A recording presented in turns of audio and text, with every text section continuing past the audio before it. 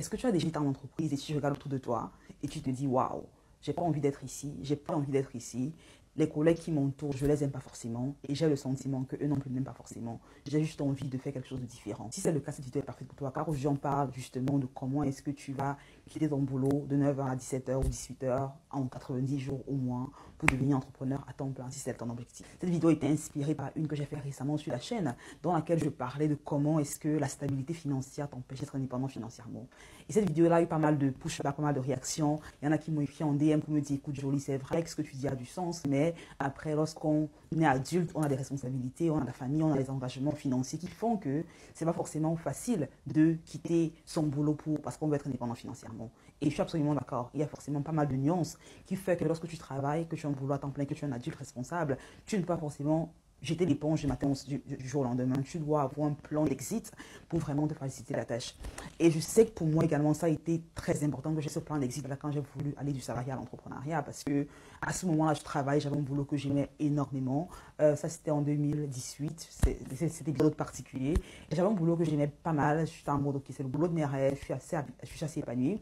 On avait ce genre de lunch, break-off avec les collègues et le boss, on parlait un peu de la vision, de ce qu'on veut faire dans le futur et tout. Et je me rappelle pendant qu'ils parlaient un peu de la vision d'entreprise, ce qu'ils se voyaient faire dans 5 ans, 10 ans, 20 ans et tout. Moi, j'étais assise là, je me disais, en fait, non, j'ai pas envie d'être ici dans 5 ans, j'ai pas envie d'être ici dans 10 ans. Parce que j'étais arrivé à un moment où, bien que le boulot que j'avais payé les factures et tout, j'avais le sentiment clair que c'était pas ce que je voulais continuer à faire. J'avais le sentiment que je pouvais gagner tellement plus. Et je voulais surtout être l'une de celles qui ne travaille pas énormément, mais qui a quand même un revenu important qu'elle génère. Je me demandais comment est-ce que je vais faire pour placer mon revenu salarial et le multiplier littéralement au point où mon revenu annuel devient, au point où mon revenu mensuel devient mon revenu annuel. Donc littéralement, c'est la vision que j'avais. Et je me suis rendu compte que c'était impossible que j'y arrive avec le boulot que j'avais. Et vu que c'était mon deuxième boulot, vu que je m'étais licenciée avant pour avoir un boulot mieux payé dans une nouvelle ville et tout, je me suis rendu compte que ce ne serait pas, gagner plus ne viendrait pas à travers un boulot. Je savais la vision que j'avais en termes de ce que je voulais gagner, où je voulais être. C'était impossible que je le fasse en étant employé. Il était impératif que je crée un plan d'exit et que je devienne entrepreneur. À ce moment-là, je me suis posé ces 4 questions que je te pose aujourd'hui. Et si tu y réponds franchement, tu pourras commencer à développer un plan d'exit pour aller de façon la plus smooth qui soit du salariat pour l'entrepreneuriat.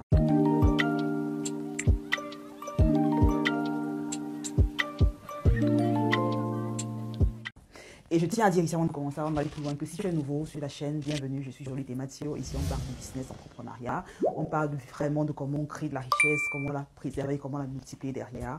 Si tu es un abonné fidèle, welcome back. Ton attention, ta fidélité, mon or comme à chaque fois. Et si tu es nouveau sur la chaîne, sois sûr de t'abonner car il y a plein de vidéos comme celle-ci chaque semaine pour t'aider tout simplement à devenir un meilleur entrepreneur, un meilleur homme d'affaires ou femme d'affaires. Et donc, la raison pour laquelle avoir ces questions que tu te poses est extrêmement important, c'est parce que très souvent, lorsqu'on va entreprendre, on va regarder ce qui est tendance, on va regarder ce que le cousin fait avec succès, on va regarder ce que l'ami fait avec succès. On ne se demande pas vraiment qu'est-ce qui est en accord avec mes forces et qu'est-ce que je peux vraiment faire sur le long terme. Et dans répondant à ces 4 questions, tu auras vraiment beaucoup plus de clarté autour de l'idée sur laquelle tu veux te concentrer en premier. Si tu es quelqu'un de multipassionné, quelqu'un qui a un multipotentiel, c'est vraiment parfait pour toi également. Si tu es quelqu'un qui est timide et tu ne sais pas exactement dans quoi investir ton temps et tes ressources, d'accord? Il y a littéralement 3 questions avec un petit bonus derrière que tu veux te poser de façon assez honnête, dont les éléments de réponse te donneront énormément de clarté. Et la première question que je vais te demander, c'est qu'est-ce que je sais faire, d'accord? Qu'est-ce que je sais faire? Ça peut être des compétences que tu as acquises au cours de ton boulot actuel, au cours des études que tu as faites, au cours des activités que tu as lancées par le passé. Mais quelles sont les compétences que tu as acquises par le passé, que tu peux utiliser? Et très souvent ici, il faut vraiment faire une liste sans te juger. Parce on est souvent tellement modeste qu'on se dit, bah, écoute, moi je sais le faire, mais ça ne vaut absolument rien, tout le monde sait le faire. Ce qui est une grosse erreur. Ce qui te vient naturellement et que tu penses que tout le monde sait faire peut être justement une compétence que quelqu'un paierait très cher pour avoir. Donc, faire une liste sans te juger de façon tranquille. Je veux dire, par exemple, une comme moi, je ne suis pas une très bonne cuisinière. Ce n'est pas vraiment un domaine que je maîtrise. Et je connais beaucoup de personnes qui, à la cuisine, ont un fun de ouf, qui vont te cuisiner simple en 3 secondes ou en 30 minutes. Moi, je suis complètement galvanisée. Mais qu'est-ce que tu fais? C'est la magie pour moi parce que ce n'est pas un domaine qui me parle. Ce n'est pas un domaine dans lequel je suis vraiment experte. Indépendamment des compétences que tu as, ou peut-être chez quelqu'un qui est très bon, qui est très bien dans l'organisation. Peut-être chez quelqu'un qui élève tes enfants avec. Peut-être chez quelqu'un qui est excellent dans l'organisation. Tu as une façon très simple à gérer tes dossiers, à gérer ton espace, ou organiser ton espace. Ou organiser ton espace, ça peut également être des choses que tu sais faire pour lesquelles tu peux te rémunérer. D'accord? Tu peux, par exemple, être une excellente maman ou un excellent papa, pourquoi pas? mets dans cette case toutes les choses que tu sais faire, des compétences aussi bien professionnelles que tu as acquises et autres. La seconde chose que tu vas avoir comme question, la question que tu vas te poser, c'est tout simplement de te demander qu'est-ce que j'aime faire, d'accord? Parce que c'est différent, les deux sont différents. Il y a des choses que tu sais faire, mais que tu peux peut-être ne pas aimer faire. Il y a des choses que tu sais faire et que tu aimes faire. Alors, c'est qu'est-ce que tu aimes faire? Par exemple, comme moi, comme j'ai dit tantôt, je n'aime pas forcément cuisiner, mais je sais cuisiner. Je sais cuisiner de façon, voilà. Je ne peux pas brûler la maison si je mets un truc au feu, mais je ne suis pas une excellente cuisinière. Par exemple, alors j'adore communiquer, j'adore parler, par exemple. Donc, ça, c'est un truc que je sais faire et que j'aime faire. Donc vraiment, ici, qu'est-ce qui te passionne? Qu'est-ce que tu aimes faire? Qu'est-ce qui te donne de la vie? Qu'est-ce qui te donne de la lumière dans les yeux quand tu en parles? C'est très important. Et maintenant, il est important de savoir un truc. Il y a beaucoup de personnes qui se focalisent uniquement sur ça, lorsqu'elles veulent lancer un business, elles vont se dire, ok, c'est ce qui me passionne, c'est ce que j'aime faire, donc forcément, je vais all in, je fais ce truc parce que c'est ce que j'aime faire. Non, ça c'est une erreur. Parce que c'est souvent, très souvent, lorsque c'est uniquement ce que tu aimes faire, s'il n'y a pas une demande derrière, ce qui va se passer, c'est que tu auras un business qui n'a pas de client derrière parce qu'en tant qu'entrepreneur, tu es payé au final pour résoudre un problème précis de quelqu'un. Donc, tu dois t'assurer que ce que tu aimes faire et que ce que tu sais faire apporte de la valeur à quelqu'un d'autre, qu'il n'y a pas trop, ou ta maman ou ta famille, pratiquement. La troisième question par laquelle tu te poses, c'est qu'est-ce que je peux être payé? Qu'est-ce que j'aimerais être payé pour faire? D'accord? C'est très souvent l'endroit où des personnes comme moi, des consultants en marketing, des mentors, ou principalement moi j'interviens quand je travaille avec des clients, se demander vraiment qu'est-ce que je peux être payé pour faire? D'accord? Parce que très souvent, tu veux vraiment avoir une intersection entre les trois. C'est vraiment ici que tu as la petite zone sur laquelle tu veux te focaliser. Entre les trois. Si tu trouves ce petit point rouge, tu vas vraiment toucher le jackpot parce que tu auras ici une combinaison des choses sur lesquelles tu as une expertise, d'accord, des choses que tu sais faire, une chose qui te passionne, mais également une chose pour laquelle les gens achètent déjà. Parce qu'au final, lorsque tu es entrepreneur, tu vas te rendre compte que tu seras payé en fait à la capacité que tu apportes de la valeur à tes clients. Et donc, ça veut dire la valeur qui sera mise en avant par la capacité que tu as à résoudre un problème précis de façon précise et claire pour quelqu'un en face. Donc, qu'est-ce que les gens peuvent te payer pour faire? Très important. Et si tu veux vraiment savoir, je vais faire une vidéo probablement dans laquelle je parlerai plus en détail de comment, je parle très souvent d'avoir des compétences en demande. Je pourrais faire une vidéo dans laquelle je vais plus en détail dans vraiment qu'est-ce que ça signifie d'avoir une compétence en demande. Parce que pour moi, une compétence en demande, c'est une compétence à travers laquelle tu peux générer 100 000 euros ou plus par an juste en liant. Ce n'est pas un boulot, ce n'est pas être comptable ou ingénieur ou médecin. Donc ça, ce n'est pas des compétences en demande.